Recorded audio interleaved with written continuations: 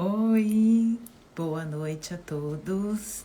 Sejam todos bem-vindos ao quarto episódio das lives que nós estamos aqui iniciando um roteiro maravilhoso para vocês. Boa noite a todos e sejam todos bem-vindos. Lembrando, a todos que estão aqui entrando nessa live, que hoje o tema é muito importante. O que é autismo e TDAH, de onde eles vêm e quais tipos existem? Hoje nós vamos responder 3 perguntas muito importantes, tá? Então, assim, primeiro nós vamos relembrar um pouquinho, sobre o que é autismo e TDAH, de onde eles vêm e quais são os tipos que ainda nós não adentramos sobre esse tema e nem esse assunto. Boa noite, sejam todos bem-vindos. E eu também peço para que vocês que estão aqui tenham essa setinha, esse aviãozinho, enviem para aquelas pessoas que vocês acham que precisam ouvir um pouquinho sobre esse tema, que é um tema muito importante, que ele está em alta, está em evidência, porém nós precisamos entender muito. Nunca é demais entender esse tema e ouvir um pouco mais. Cada profissional tem uma performance em explicar, em evidenciar esses tipos de transtorno. Eu, como especialistas no transtorno do neurodesenvolvimento, eu venho com essa abordagem, não só por ser especialista, mas também por ser portadora.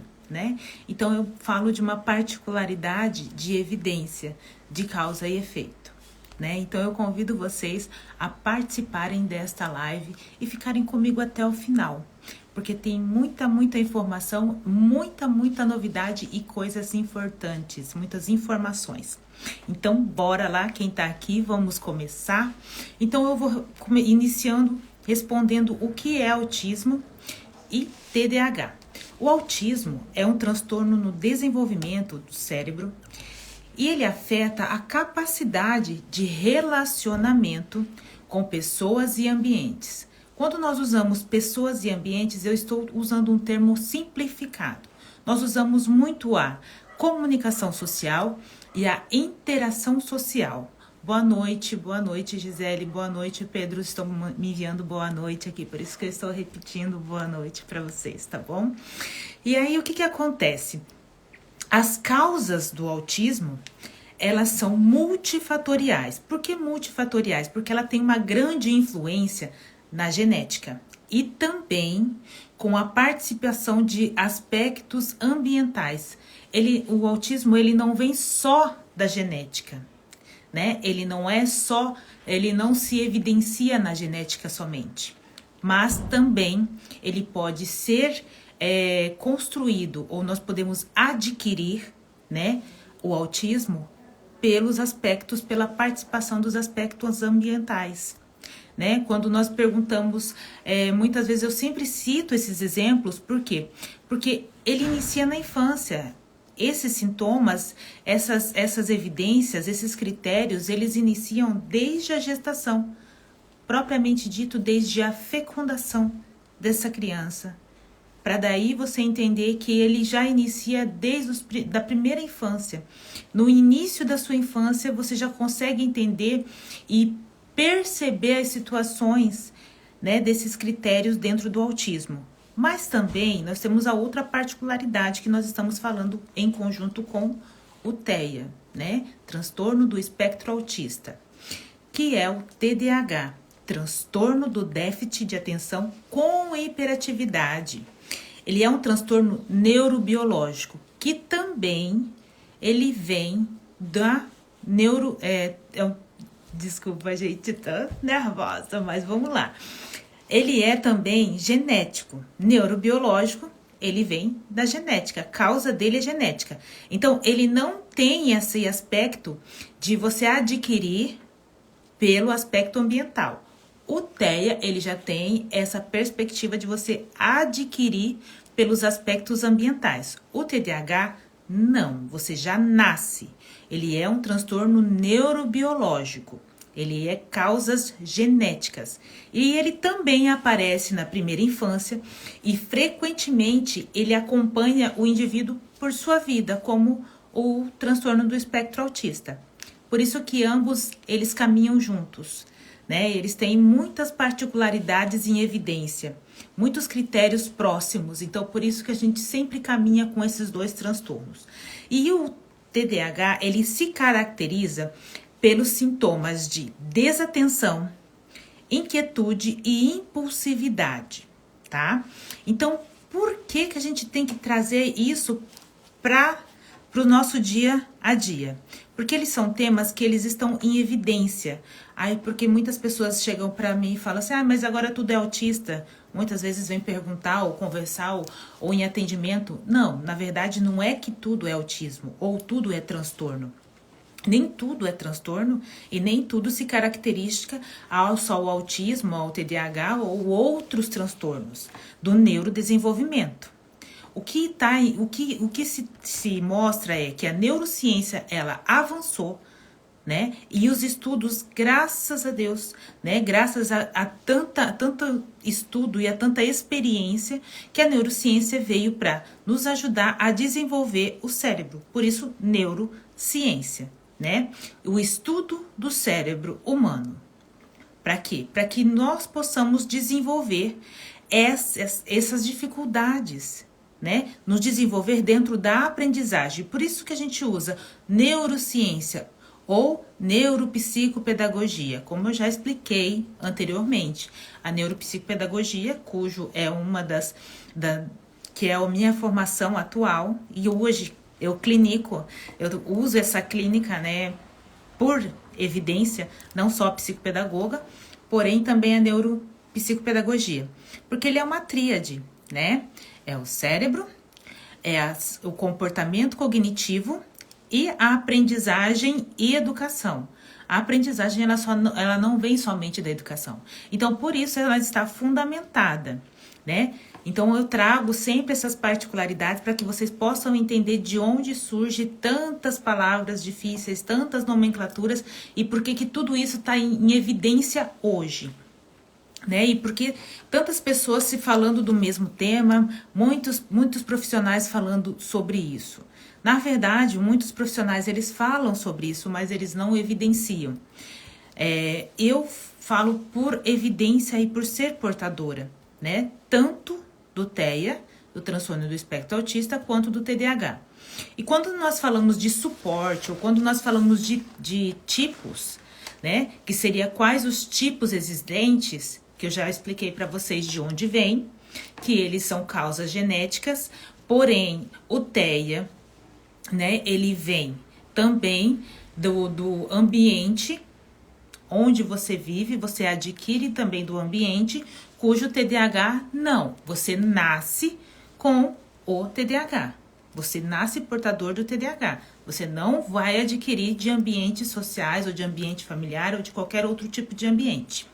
Né? Porém, você precisa simplesmente entender essa circunstância, tá? Então, essa é a diferença do TDAH para o TEA. E agora, eu vou falar um pouquinho mais também sobre o autismo, porém, de como surgiu essa nomenclatura, que me chamou muita atenção através das pesquisas, para que vocês possam entender que ele vem de um estudo muito aprofundado desde muito tempo atrás, mas essa nomenclatura de TEA, né, que nós usamos muito, eu sempre estou falando em evidência para vocês, ele surgiu em 2013. E ele foi realizado por esse livro, pelo DSM-5, onde eu utilizo, onde eu fundamento todas as minhas avaliações, né? Então, por isso, assim, aqui estão as classificações, aqui estão os critérios, é aqui onde a fundamentação de todas as classificações. O que seriam as classificações? O CID, tá? Então, eu convido vocês a entenderem de onde, quando surgiu essa nomenclatura. Então, hoje é chamado TEA, que é o transtorno do espectro autista. Através dessa nomenclatura, ela se formou, ela se conjuminou, né, em 2013. E aí, através dessa nomenclatura, também já se transformou os tipos. Então, por que hoje nós falamos assim, nível 1, nível 2, nível 3, né? Isso seria níveis de suporte, né? Como o autismo. Vamos falar primeiro dos tipos existentes para o autismo. Gente, quem quiser fazer pergunta, tá? Podem ficar à vontade. Qualquer dúvida pode ir perguntando, tá? Sejam todos bem-vindos, que eu ainda não falei. Boa noite para quem adentrou agora. Vou tomar uma aguinha. E quem tiver dúvidas, tá? Pode ir perguntando que eu vou respondendo para vocês no final. Então, eu achei importante em dizer o porquê e quando isso iniciou. E aí, através de toda essa transformação, a partir de 2013, dentro do DSM-5, veio as classificações, né? Que são os tipos. Quais os tipos existentes, né? Então, eu falo para você o porquê, né? Lembrando que o autismo, ele é um transtorno do neurodesenvolvimento, que ele tem impacto nas habilidades sociais e no comportamento, tá? O TDAH, ele tem o impacto também dentro da atenção, da inquietude e da impulsividade. Então, eles sempre caminham em conjunto, né? Por isso que eles são transtornos do neurodesenvolvimento, transtornos do cérebro através da aprendizagem cognitiva. Então, são transtornos que nós precisamos adaptar e desenvolver habilidades, tá bom? Então, precisamos sempre estar em constante movimento, em busca de conhecimento para poder ajudar a desenvolver. E o porquê que a gente fala assim que quando no TEA, a interação social, onde afeta a interação, a comunicação, em todos esses sentidos, são os níveis, né? Que nós temos sete aspectos, critérios dentro do TEA, que a gente consegue, através das avaliações, desenvolver essas circunstâncias, tá? Então, a gente precisa entender o porquê dos critérios e por que a gente nós ficamos sempre falando, porque o nível 1 é mais fácil, porque o nível 2 é mais complicado, porque o nível 3 é o severo. Não, a gente vai entender um pouquinho, eu vou falar superficialmente, não vou me aprofundar muito, porque a gente tem muito mais episódios para comentar, para conversar sobre esse tema. E eu convido vocês sempre, às segunda-feira, sempre às 7h30, às 19h30, estar comigo, tá bom? Convido vocês toda segunda a estar fazendo esse bate-papo sobre transtornos do neurodesenvolvimento, tá bom? Então, assim, por que a gente continua fundamentando? Quem sabe me dizer os níveis e o porquê que existe o nível? Através de 2013, o que aconteceu para ter essa separação, essa divisão de níveis? Alguém aí sabe me dizer? Tem alguma informação sobre esse tema ou sobre essa divisão de níveis? Por que esses tipos existem?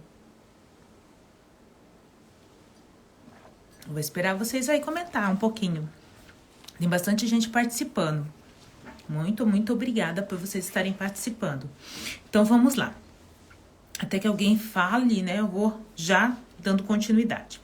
Então, nós temos o nível 1, que ele tem o codinome leve. Por que o nível 1 é leve? Muitas pessoas dizem, mas o nível 1, ele é de pouco apoio. Quando nos referimos pouco apoio, ele seria um nível de pouco suporte, tá? Suporte seria ajuda ou suporte de outras pessoas para dar direcionamentos a esse portador de autismo. Nível 1, leve. Então, o que acontece? Ninguém verifica que ele pode ter facilidade na comunicação, uma comunicação funcional, ele pode ter a interação social não tão prejudicada, porém ninguém entende que a regulação emocional dele é extremamente afetada. Ele precisa de muita terapia psicológica para poder se autorregular e conseguir conviver, interagir e estar também incluído dentro da sociedade.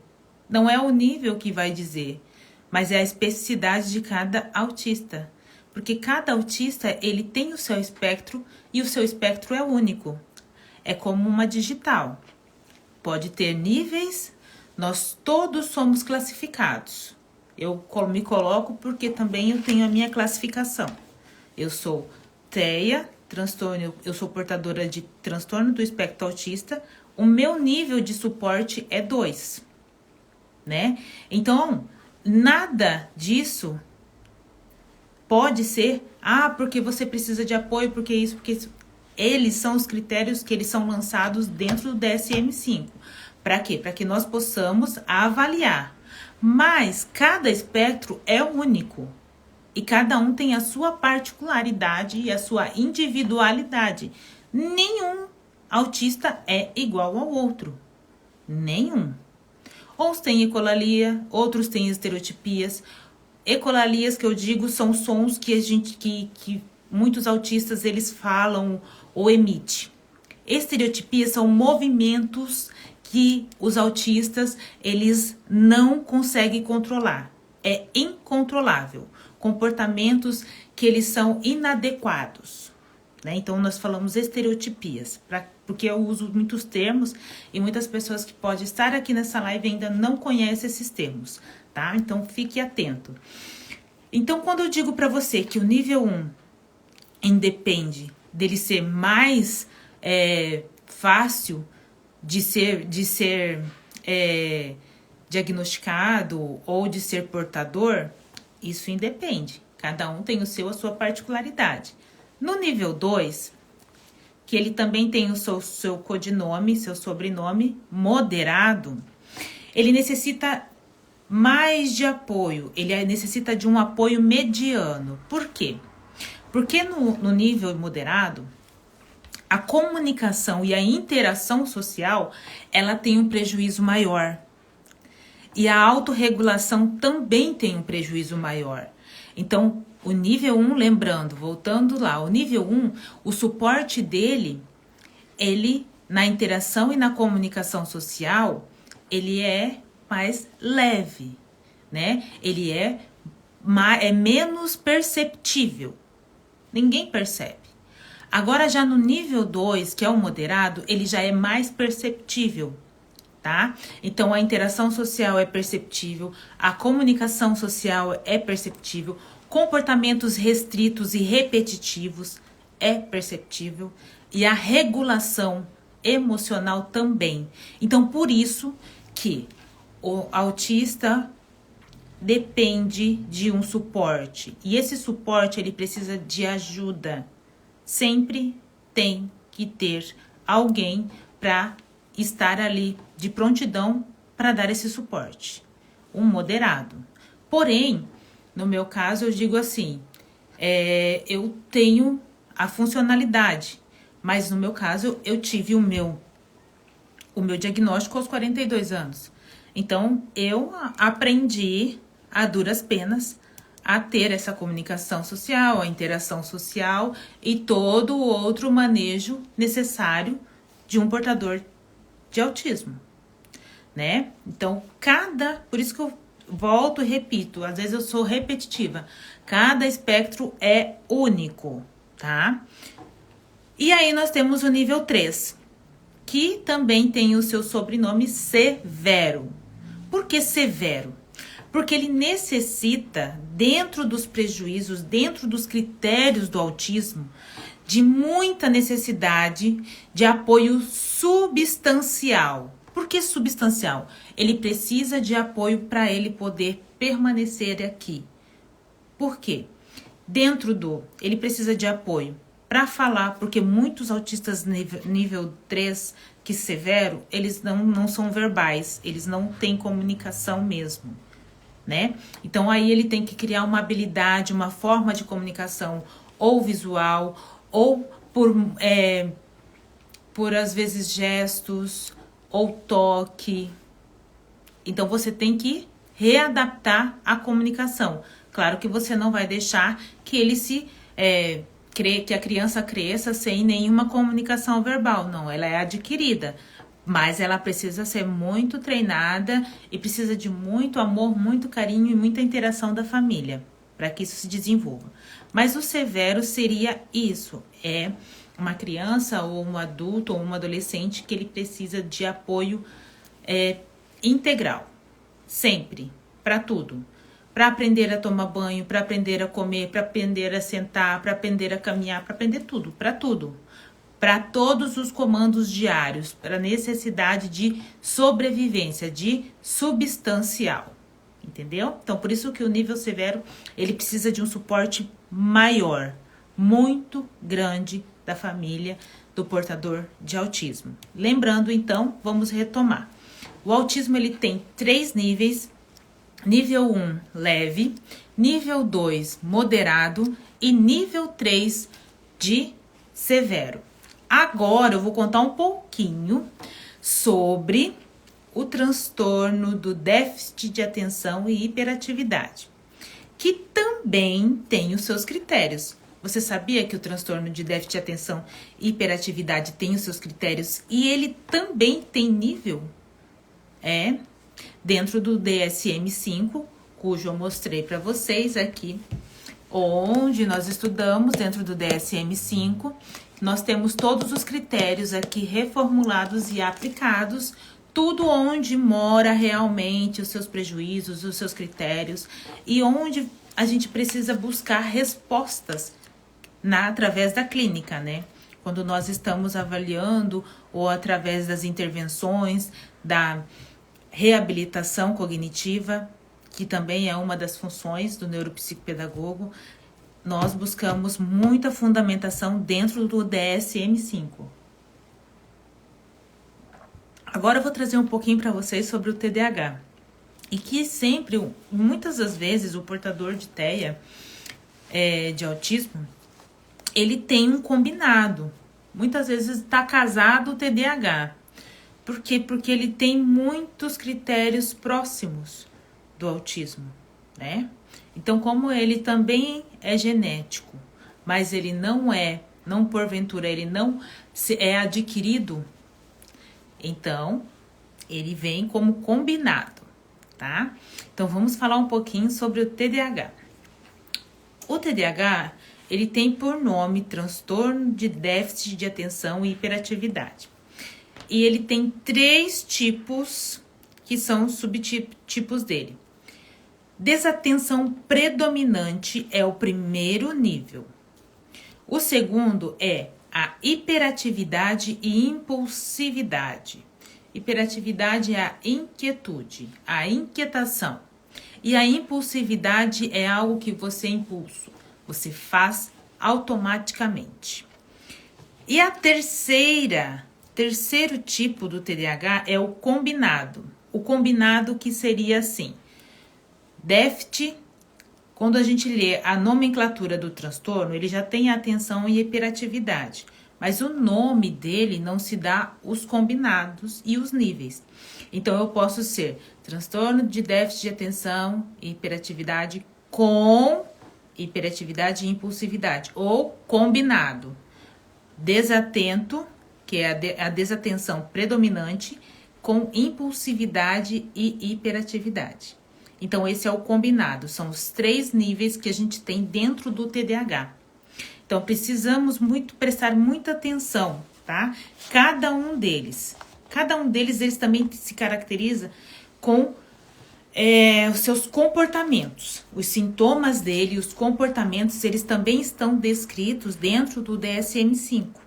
Por isso que cada critério tem a desatenção predominante, tem os seus critérios aonde se encaixa a nossa avaliação, aonde você precisa entender o porquê que realmente você é desatento, se ele é predominante ou se ele é assim, só alguns momentos, em alguns momentos, ou se você vivencia essa desatenção, né? Daí eu tenho muita hiperatividade, uma inquietação, eu não paro sentado, eu não paro de falar, eu tenho uma inquietação, eu não consigo dormir, eu não consigo parar com o meu trabalho. Eu trago muito para a vida adulta Porque as crianças têm isso também, não para sentada, são muito agitadas, fala constantemente, às vezes pede para sair, às vezes em aula de educação física não para em nenhum momento, então é hiperativa, é muito hiperativa. E aí a impulsividade, junto com a hiperatividade. A impulsividade já tem a inquietação, aí eu venho com os impulsos. Já tenho a inquietação e eu já acabo de fazer o impulsionamento para aquilo acontecer. Acabei de fazer algo, ou estou inquieta, levantei, tá? Acabei tropeçando, um impulso. Isso é uma impulsividade. Ou tomar decisões impulsivas, ou responder pessoas impulsivamente, né? Eu trago para a vida adulta que quando esse prejuízo do TDAH, que a gente caracteriza os níveis, e eles também são predominantes dentro dos critérios e prejuízos, que ele afeta muito a impulsividade e a hiperatividade na parte profissional, relacionamentos, né? Porque você não para e você tem uma impulsividade em responder a qualquer momento. Você não tem um filtro, você não compreende, não primeiro eu tento entender, compreender aquela situação para depois eu falar. Não, eu já impulsiono e falo e sem pensar. Não penso para falar, simplesmente chego e falo. Isso é uma característica de impulsividade. E quando nós temos o combinado é o desatento com impulsividade e hiperatividade, tá? Então são os 3 níveis para o TDAH. Então hoje essa live ela veio mesmo para deixar claro para vocês e para todos que estão aqui assistindo o que é o autismo e o TDAH, de onde ele vem e quais tipos existem, tá? E para quem está aqui me acompanhando e quem já está assistindo essas lives, esses episódios, esse é o 4º episódio que eu estou falando para vocês, tá? Quem tiver dúvida e quem está gostando dos episódios e que quiser deixar comentários lá, pode deixar seus comentários, as dúvidas. E quem estiver participando aqui, se quiser fazer alguma pergunta sobre isso, se ficou claro ou alguma dúvida, ai meu Deus, será que tem alguma coisa? Parece que eu tenho algum desses critérios e tal. Me chame no direct ou deixe um comentário que eu vou responder com todo carinho, tá? Então, o que eu teria de episódio para hoje seria isso, para vocês. Não vou me prolongar muito, para que vocês também não se cansem. E até a próxima, tá bom? Eu convido vocês para o próximo episódio. E também, passando para aqui, vocês também, para maiores informações, tem o canal no YouTube, tá? Tem todas as informações. Tem mais informações extensas sobre esse tema, sobre essas informações, tá? Um beijinho da Cisa para você também. E assim, eu convido vocês a darem uma passadinha lá, se inscreverem no meu canal. Toda quinta-feira, às 18h30, tem vídeo novo lançando lá, para que vocês tenham mais informações sobre esses temas, transtornos do neurodesenvolvimento, tá bom? E aí eu vou ficando por aqui e qualquer dúvida para vocês, estou à disposição nos comentários, tá? Lembrando que não é só o YouTube, todas as plataformas, né, de redes sociais, as plataformas online, site, blog, SoundCloud e outros estão aí também, para que vocês possam acessar e terem informações sobre o que eu estou falando nas redes sociais e tudo que está sendo produzido por mim e pelo conhecimento através da neurociência e da neuropsicopedagogia. Eu estou aqui deixando um abraço para vocês, um super beijo, para que vocês tenham uma excelente semana e até a próxima segunda-feira. Um beijão, Darcisa, obrigada. Obrigada pelo comentário, você é extraordinária. Muito obrigada. Na verdade, o extraordinário eu uso na minha frase. Ser autista é viver o extraordinário todos os dias, tá? E fica com Deus. Um beijo para todos, tá? E até segunda-feira. Espero vocês. Quem não assistiu, quem ficou aqui comigo até agora, lembrando que a final do ano vai ter algumas surpresinhas aí para vocês, alguns sorteios, tá? Quem tá acompanhando os episódios, quem tá seguindo, lá para dezembro, ali perto do Natal, nós vamos ter algumas surpresinhas para vocês também. Um beijão para todos e até segunda que vem com um mega também tema, tá? Beijos a todos e tchau!